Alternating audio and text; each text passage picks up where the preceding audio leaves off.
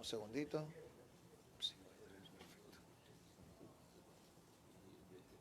Good morning, Kahal Kadosh, Shavua Tov Mevorach. Tuesday, the 5th day of Kislev, the 3rd day of December, Lighthouse Torah Project, live video feed, dedicated לעילוי נשמת דבורה פייגה בת שמואל, אורה דבורה בת שמואל, אסתר רבקה בת אברהם, מוניקה מרים בת פניה, מנחם מנדל בן אלחנן, the iTorah.com live audio recording for the זכות for שידוכים of נחמדינה בת חנבתי, אליהו חיים בן אסתר, אליהו רפאל בן פרחה, רחל פנינה בת ג'ני, and Sarah Simcha בת Sophie. Today, the Gemara will share with us a couple of powerful message for a happy and a meaningful life, which at the end of the day, I believe that we all want to have the same thing. Happy life, meaningful life, a piece of love, a life of love, a life of harmony. And what is the first topic the Gemara of today discusses? The concept of marriage. This happens to be the menu of the day. If this sounds repetitive, Rabotai, last week we had a day or two about marriage. So today the Gemara begins. Isha tova, a good wife. Matana tova leba'ala, is a heavenly gift to the husband. Baruch ata Adonai Eloheinu melech ha'olam, shehakol nihiya bidbaro. And the Gemara continues. Isha ra'a, has v'shalom, not a good wife. What is the consequence? Sara'at leba'ala. Very scary statement the Gemara tells us. And we have a lot of people watching and listening to this class. And I believe that, some of them may be ladies, but the Gemara says that a wife that is not a good wife to the husband, has v'shalom, it's like an illness in the home. Now these are very heavy statements that the Gemara is telling us. So some wife may say, if you will know my husband, you will understand why I am this way. So let's start removing the anesthesia and the fancy words and the usual way. Let's put the cards on the table. In the concept of marriage is a two-way street. Literally, is the husband and the wife.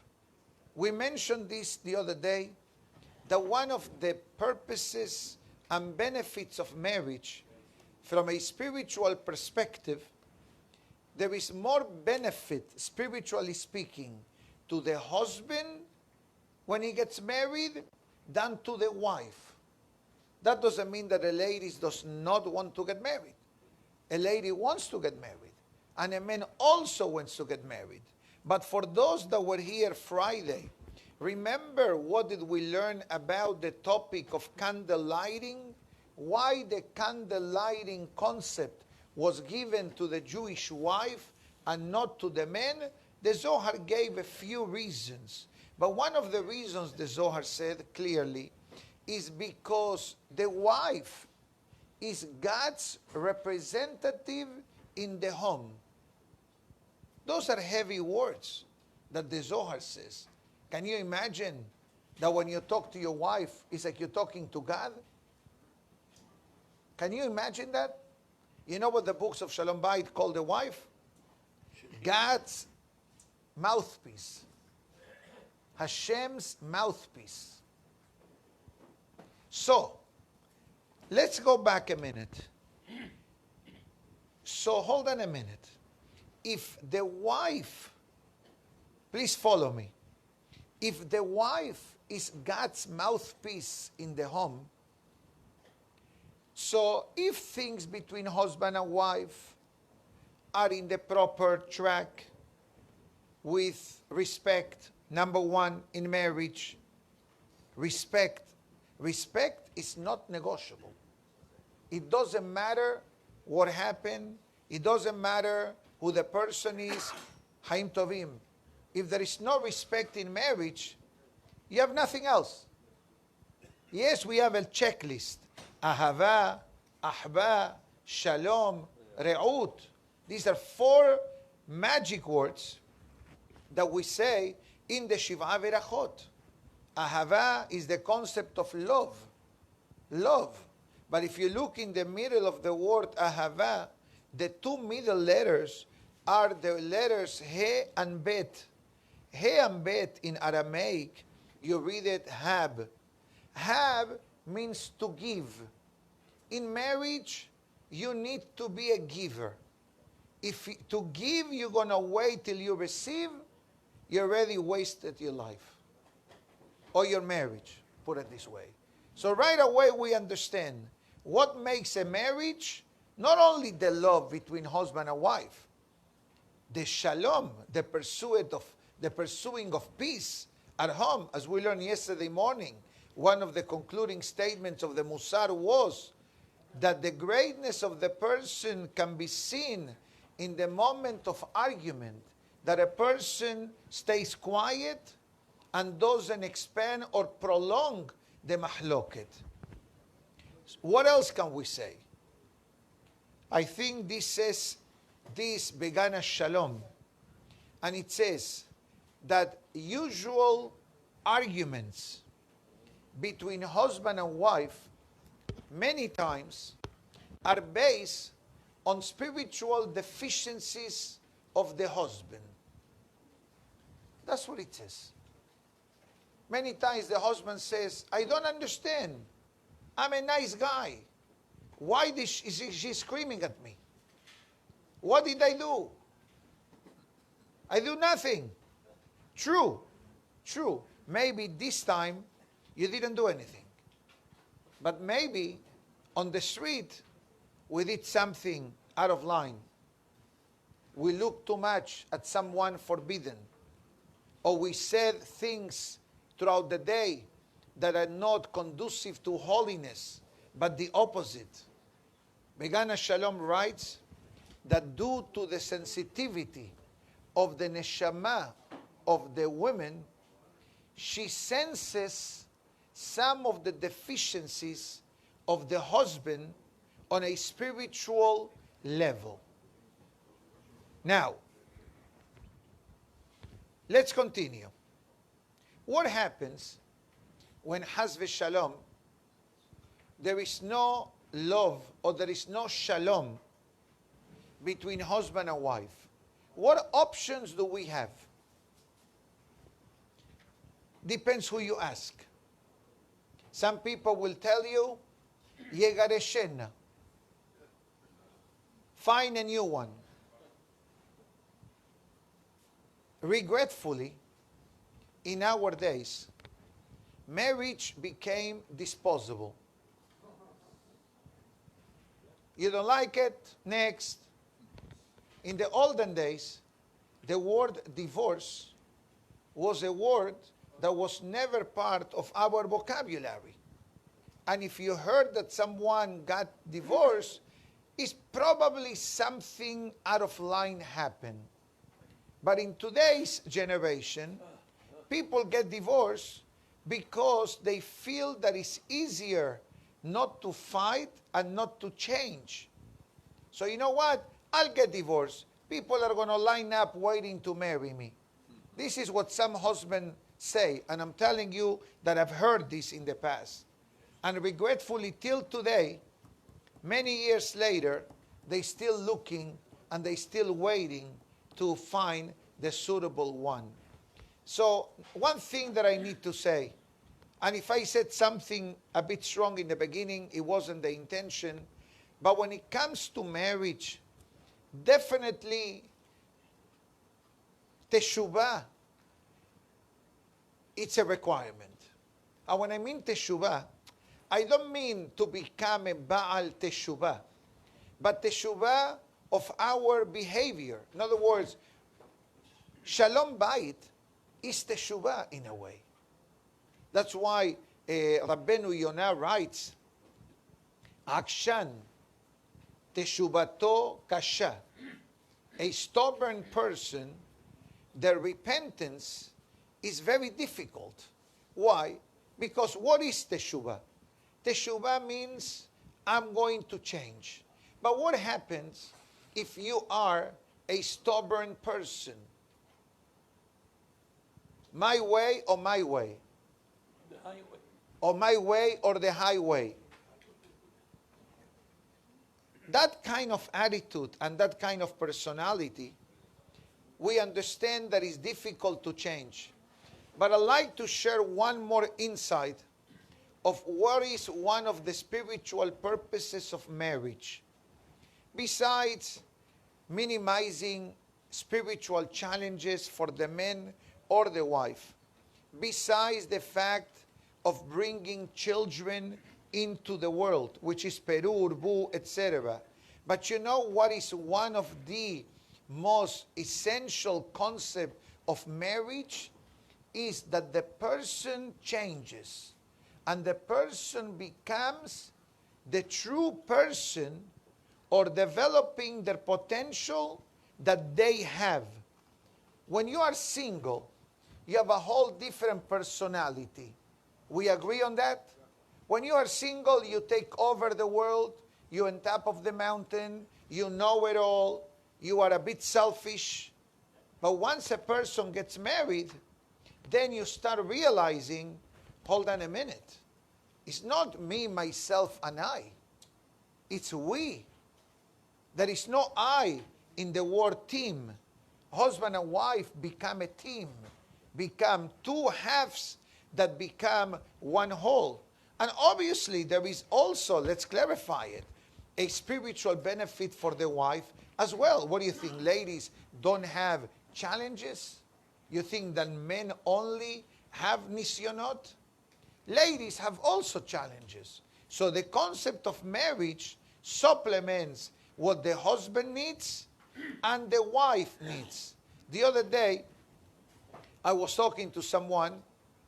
I was in a different shul for a simcha the other day, in and out. I walked in after the class to wish Mazel Tov, and then I saw someone that I have not seen for years.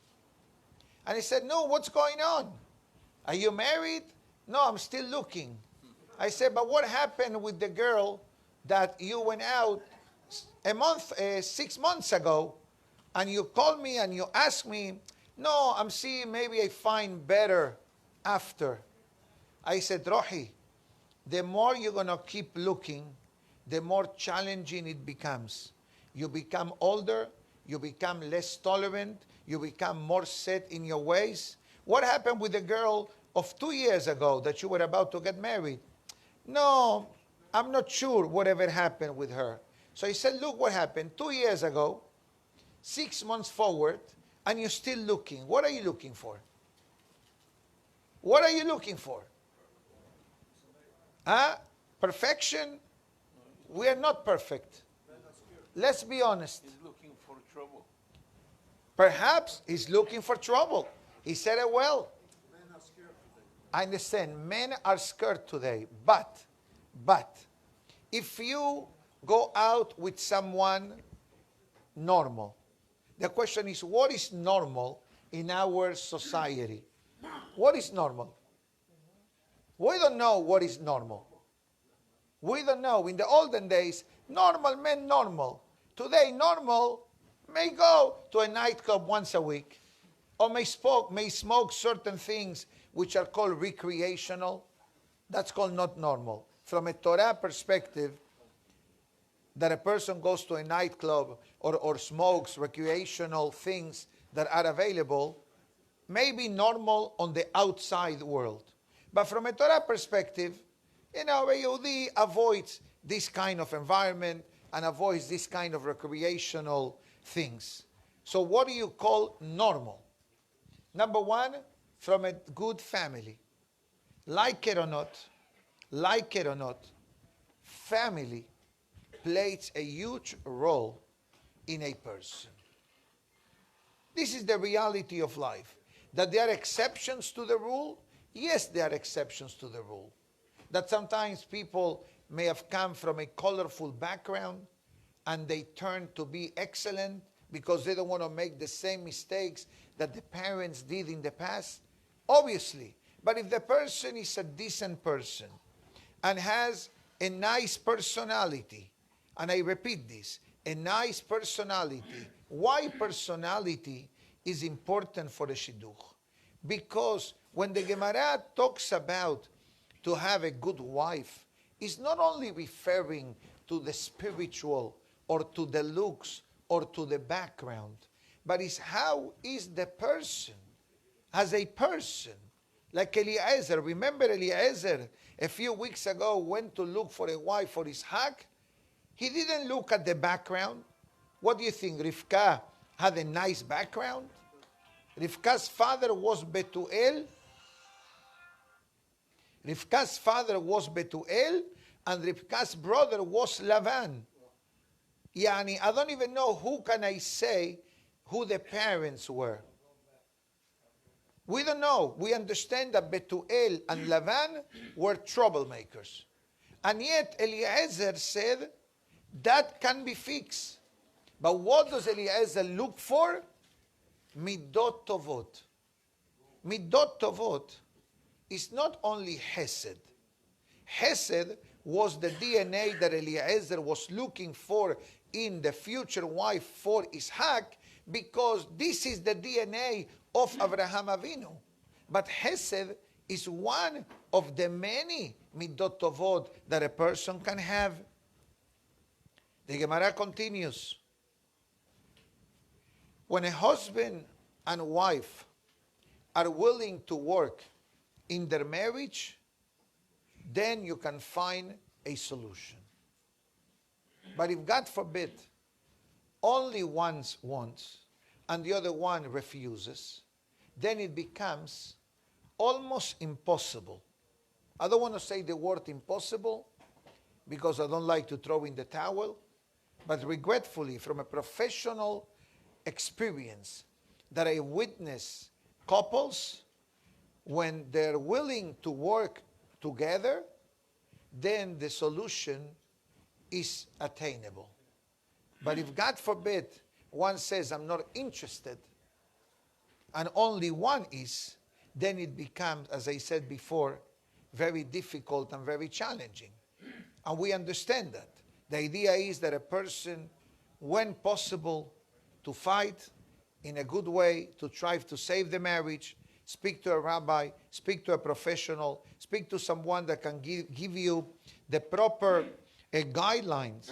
Regretfully today, many therapists don't give the proper advice. They don't give the proper advice. Many say, okay, maybe the way out is your solution. And let's clarify. If the Torah puts the concept of divorce as part of the Torah, it means that the Torah understands that regretfully could be situations that husband and wife can no longer remain married. There are a few cases. Could be, God forbid, abuse, could be alcoholism, could be adultery, God forbid. These are all averot that is difficult, the return. But nevertheless, don't make precipitated decisions without consulting with your local rabbi. The Gemara continues and speaks about the concept of beauty. Isha yafa ashre ba'alah. A beautiful wife. The question is, what is the Gemara's parameter of a beautiful wife? We know what Vogue magazine may determine what is beauty. Haz v'shalom, don't buy it, don't look at it, it's not for you. You open the book, you face the book, not Facebook, you face the book, okay? What is the Gemara's perspective of a beautiful wife? You know what it is? Na'a beyafa b'ma'aseha hatovim. A beautiful personality, a wonderful attitude, a person of pleasantness. Na'ah doesn't mean on the beauty. The na'ut that the Gemara is talking about is on the person. Continue.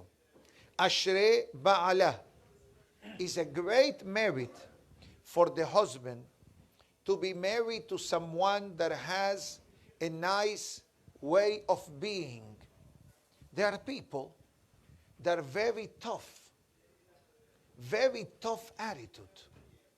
There are people, regretfully, that are very negative. There are people, as we discussed yesterday, that they explode for no reason. Guess what? In a marriage, all of the above are a recipe for disaster. Continues the Gemara. Mispar yamav kiflaim. A good wife can cause the extension of the husband's life. And when I mean the extension, I don't mean only on the physical aspect of extending the life.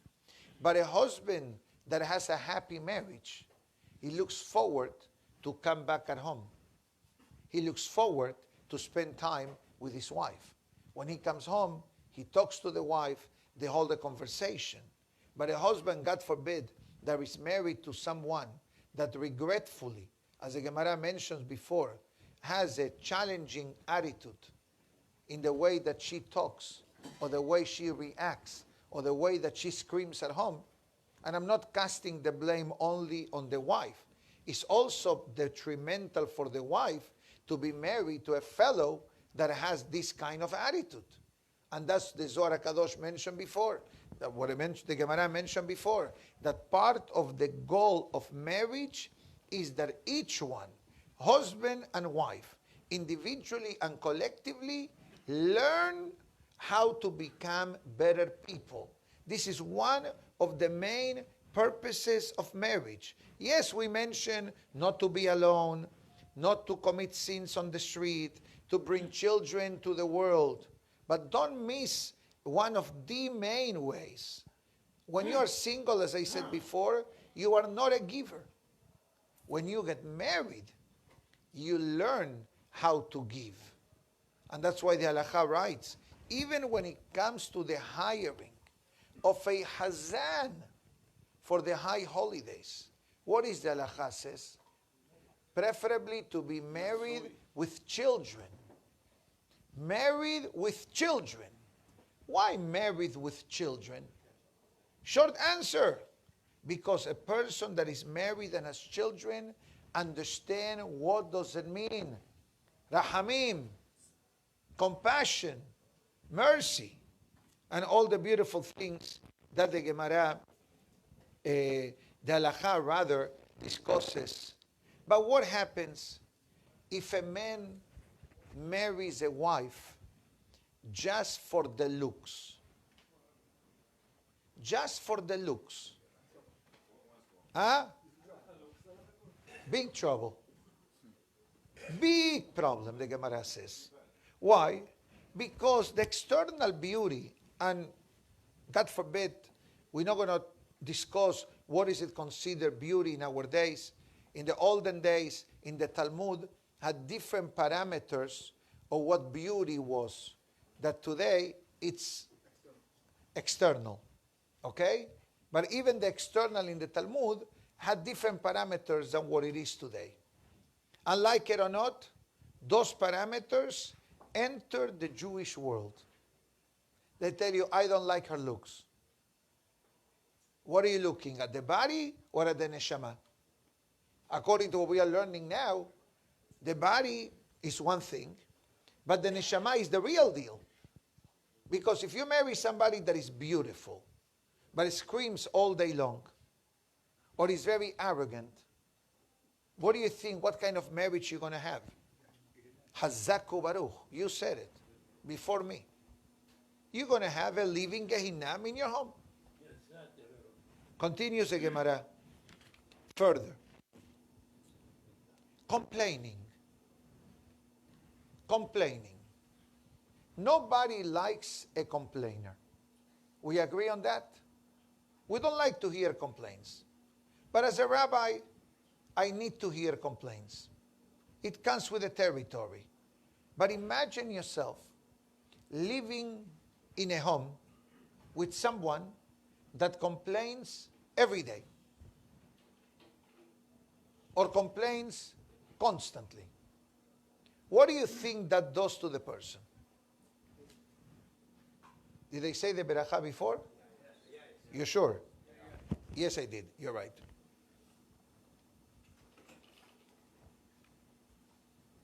You know, the Gemara says, Al tesar sarat mahar, ki lo teda ma yeled hayom, shema mahar ba be'enenu, nimsa mista'er la'olam shen shelo.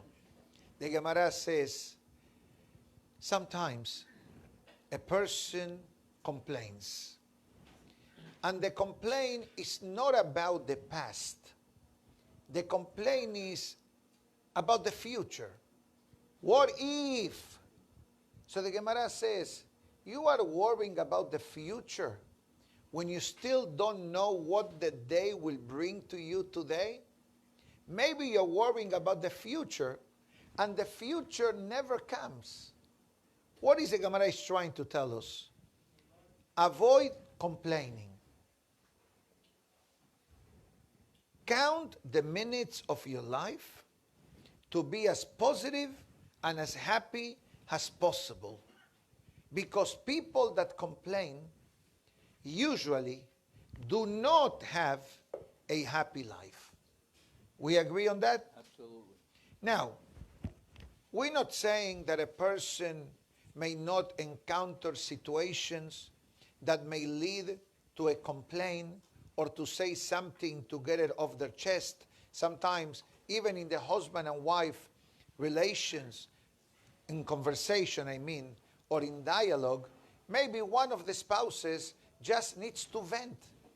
I have something, I'd like to share it with you, but I don't need your advice. I don't need you to tell me something. Just let me get it out of my chest. To just be a good listener. Part of the husband's, I would like to say, I don't want to say maybe job or responsibility or obligation, use whatever word you want, is to be a good listener. And this is the reality of life. Sometimes husbands go overboard, and not only they listen, they give the pirush, and they explain why the other person was right, and that's why, and why they were wrong. And what do you think this does to a marriage? So therefore the Gemara says, count your days. You're worrying about things that are not happening. Concentrate on the goodness of the day and pray. And pray. Like we mention all the time. More messages. Mena rabbim mitoch betecha velo hakol tabi betecha. It says, don't make your home a hanging out place. And not everyone should come to your home. What is the Gemara trying to tell us? Let me read you quickly the concept.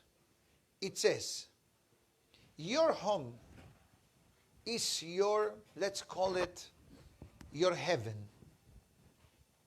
Your home is the place for you, your wife, and your children. And the Gemara is not saying about not inviting guests. Invite guests, but lo hakol, not everybody. Be thoughtful.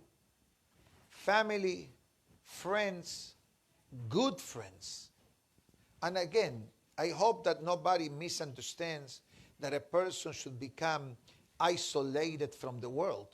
But I think what the Gemara is trying to say is, family time is very valuable, especially when you have children at home. So what happens? All week long, we are working very, very hard. And then you want to invite someone for Shabbat. Don't invite someone to your home unless you spoke to your wife first. Why? Short answer. Very simple. Maybe the wife wants to have a simpler Shabbat with the husband and the children.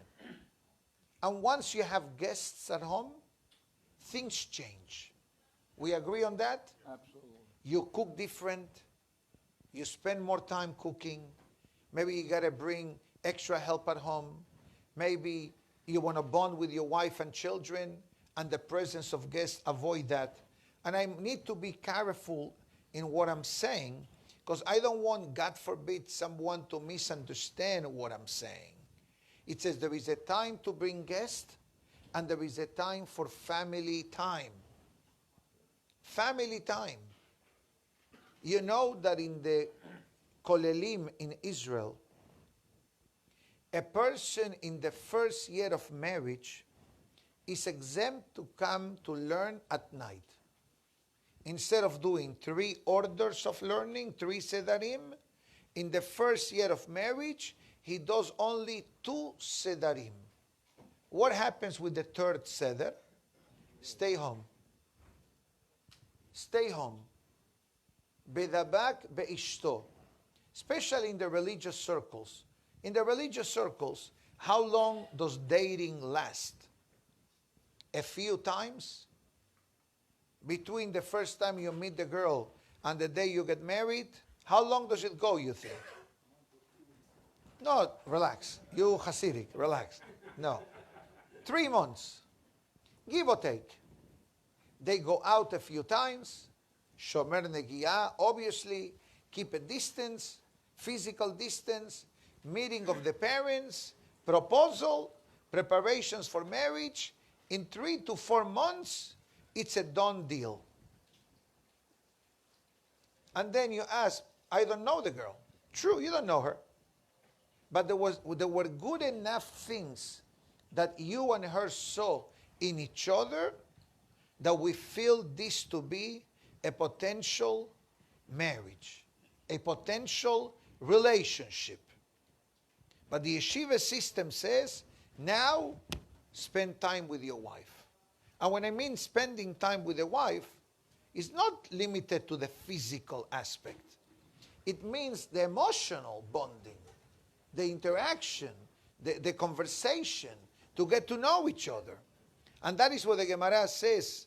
Not all the time you need to bring people to your home. And not everybody, they should come to your home. Behen rabim יהיו דורשי שלומך, גלסות לאחד מאלף. Try to have a proper relationship with people. Meaning to say, be nice to everyone. Don't let someone dislike you.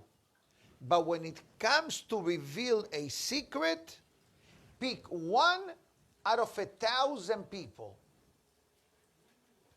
You understand? Why? First of all, to be in good terms with people is beneficial to the person at all levels. Physical, emotional, and spiritual. To be nice with people is great. But when it comes to secrets, to confidentiality, if you talk to more than one person, it's no longer a secret. It's no longer a secret. Comes the Gemara further, and it brings now the topic of bringing children to the world. Very interesting topic. This is called the mitzvah of Piriya Berivia. The first commandment of the Torah is to bring children to the world. Part of mankind's responsibility is to populate the world, and that is the reason why the Torah is against same-gender relationship, besides being called a to'eva, an abomination. But same-gender relationship goes against the basic principle of the creation of mankind in the world. The Pasuk says, Peru urbu umil'u et ha'ares. Be fruitful, multiply yourself, and fill up the land. When there is same-gender relations, either way, obviously that doesn't happen, and the continuity of the person comes to an end. But this is not the topic of today. I don't think that I have to spend additional time on this topic, that we all know that the Torah calls it an abomination, something worse than desecrating Shabbat or eating taref. Comes the Gemara and it says, Amar Avameh, Em ben David ba ad sheichlu kol haneshamot shebaguf. It says one of the things that will expedite Mashiach's arrival refers to when the neshamot, we know, and we learned this back in Perashah Bereshit, Adam Arishon, the first person that was created, it had a neshama kelalit. It had a collective soul. And all humans are descendants from Adam Arishon. Allow me for a second to just literally translate this sentence, and then we'll go to some commentaries. And he says, Amar Avaseh, Em ben David ba, Mashiach does not come, ad sheichlu kol haneshamot shebaguf, until all the neshamot, all the souls that were supposed to be born into a human body, come down into the world. Very nice. Let's see what Rashi says. Guf, pargot shehoses ben shechina lamalachim, ושם רוחות בנשמות נתונות שנבראו מששת ימי הבראשית העתידות להינתן בגופים העתידים להיברות. Rashi explains that this is the word guf, even though in the Hebrew language guf means what? The body, right? But it says, Rashi, that this word, it's like a special chamber that all the souls that were supposed to come into the world, they need to come down into a physical body. The guf and the neshama meet.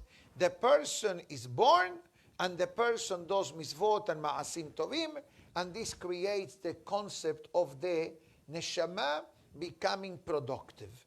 Parallel to that, we have the concept of tikkun, or let's call it easier, gilgul, the topic of reincarnation. What is the meaning of reincarnation? How does a person qualifies to become reincarnated into the world? Short answer, the concept of reincarnation basically means that the neshama is given, a neshama that came before and regretfully left a couple of unpaid invoices, meaning to say certain transgressions were committed, that the person needs to come down into the world in order to fix them. And that is the reason why sometimes there is marriage between people, or there is a financial relation between people, because maybe 300 years ago, I worked for you, and I didn't treat you the proper way. So now, you work for me. And now we make the tikkun. And that's the reason why, if you look in Kiryat Shema, Al Mitah, there is a very interesting paragraph that it says, I here forgive anyone that was angry at me, or bothered me, or hurt me, physically, financially, in my honor, in anything that I have, and then goes in, and what does it say? Ben begilgul ze, ben begilgul aher. If it's in this lifetime or any previous lifetime. We don't know. We are not born with a, how can I say this? A job description. Your mission is to meet Mr. XYZ and pay him what you took from him 400 years ago. Well, your mission is to meet this rabbi and sit down and learn because in the previous life you mistreated his father. For example, regretfully we don't have this. But one thing is for sure.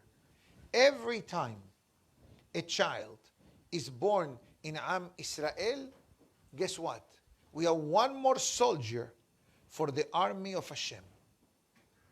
One more God's ambassador in the world. And tikkunim are being made. Even though that we don't really understand this concept of tikkunim, But the Gemara explains this very clearly. It says, and the Pasuk even brings, Kin ruach milefanai ya'atov unshamot ani asiti. This refers to the concept of bringing children to the world, and this will expedite Mashiach's arrival. So what do we understand? That perhaps part of the delay of Mashiach's arrival is maybe there's still neshamot that need to come down into the world. And they are eagerly waiting for the investors who will invest in bringing a neshama. Let's clarify one important topic, because I'm sure that ladies listening to this shiur, it says, Rabbi, I can barely handle one baby. 2. Now you tell me, have another one? And like somebody told me the other day, men really don't understand what does it mean to have a baby. Man makes an investment, and that's it. This is it. So let's clarify. Let's clarify that the concept of birth control, which is a common word in today's vocabulary, it needs to be under rabbinical guidance. For a person themselves to take a break without rabbinical guidance, that may be a halachic problem. Why? Because what happened to this Gemara? And the rabbis today, Baruch Hashem, are trained to understand that many couples may need a halachically acceptable method of birth control. Not everyone that is on the street, in the market, that the doctors prescribed, are halachically acceptable. Some of them are halachically prohibited. Some of them are halachically challenging. Some of them have side effects that affects the emotions, that affects the emotion. That is what the books of Tarat HaMishpacha bring down. But every case must be handled by its own scenario, by its own case. But we have a question here that was asked. Let me see if I understand the question. Does the neshama remain in this world after it did its tikkun? Does it continue living? So I believe that I understand the question. The Zohar says that when someone passes away, they should not delay the burial. They should do the burial immediately. Why? The Zohar says, not only because of the kavod, the honor to the dead person, that the body wants to be what it's supposed to be, but many times there are neshamot waiting to come down as soon as this person was buried. Because you have to understand, the neshama and the body, although they are opposite extremes, the neshama is spiritual, the body is physical, but they have a love relationship that lasted 100 years, 80 years, 95 years, whatever amount of years God gives the person to live in this world. But you need to know the following, that the neshama does not climb up to the heavens until the body is buried. Only then the neshama says, you're under control, you are well covered, I don't want you to get a cold. Then the neshama goes up. The neshama says, stay. We're going to send somebody else to substitute your neshama. So to answer your question, once the neshama made the tikkun, I don't think that there is a need for the neshama to remain in the world. But we need to know that according to the Mekubalim, neshamot, humans, so to speak, that are alive today are not new customers. We were here before. Maybe ladies, I'm not sure of this, may not have the topic of Gilgul. Maybe they do. I'm not knowledgeable in that department. But in the men's department, the neshama can come down to the world a few times. And sometimes after coming down as a human, comes down as an animal. And after that, comes down as a tree, has leaves. We learn this when? In Birkat HaIlanot. When we do the blessing of the trees from Rosh Chodesh Nisan, part of the prayer say that in the merit of this prayer, if there is a soul reincarnated in the level of creation known as Someach, let it be the zechut of this blessing that completes the tikkun. This topic of tikkun is a very complicated topic. I don't think that any human knows enough to say, oh, this and that, this and that. But one thing is for sure. In the areas that a person has spiritual struggles, that means that this is part of our tikkun in the world. That's a given. 1 second. That is a given concept. If a person has a challenge in X, Y, Z, this is what we need to work the most. Because at the end of the day, what's the meaning of the word tikkun? Tikkun means to repair. Tikkun means to fix. Guess what? Marriage, it's also a tikkun. It helps the neshama to flourish. It helps the neshama to behave in a proper way. And the Gemara goes further, and bottom line, the Gemara continues reinforcing the topic of bringing children in the world, obviously in the kosher way, from Taharat HaMishpacha, and from all the beautiful spiritual elements that we have as part of our daily life. Yes? Is it the same neshama before and after you get married? Excellent question. Is the neshama before and after marriage is the same? The answer is yes and no. The neshama of a single person is an incomplete version. And marriage brings the upgraded version of the neshama. That's what's written in the holy books.